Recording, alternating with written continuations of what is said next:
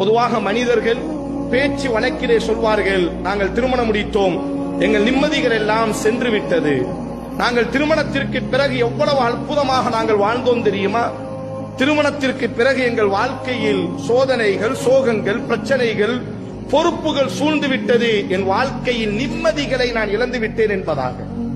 ஆனால் அல்லாஹ் தலையில் கொட்டி கொடுத்து திருத்தி கொடுக்கிறான், திருமணம் என்பது உங்கள் வாழ்வுக்கான அமைதி, நிம்மதி என்பதாக அல்லாஹ் பதிவு செய்கிறான். وَمِنْ آيَاتِهِ أَنْ خَلَقَ لَكُم مِّنْ أَنفُسِكُمْ أَزْوَاجًا لِتَسْكُنُوا إِلَيْهَا.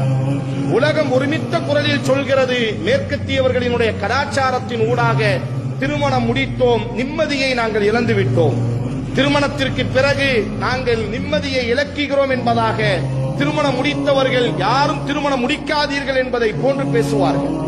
ஆனால் அல்லாஹ் பேசுகிறான், லிதஸ்குனு இலைஹா, இந்த திருமணத்தின் ஊடாகத்தான் உங்களுக்கு நாம் அமைதியை, நிம்மதியை நாம் உங்களுக்கு வைத்திருக்கிறோம் என்பதாக திருக்குர்ஆன் சூரத்து ரூமில் அல்லாஹ் பேசுகிறார். வமன் அஸ்தகு மினல்லாஹி கீலா, அல்லாஹ்வை விட யார் உண்மை பேச முடியும்?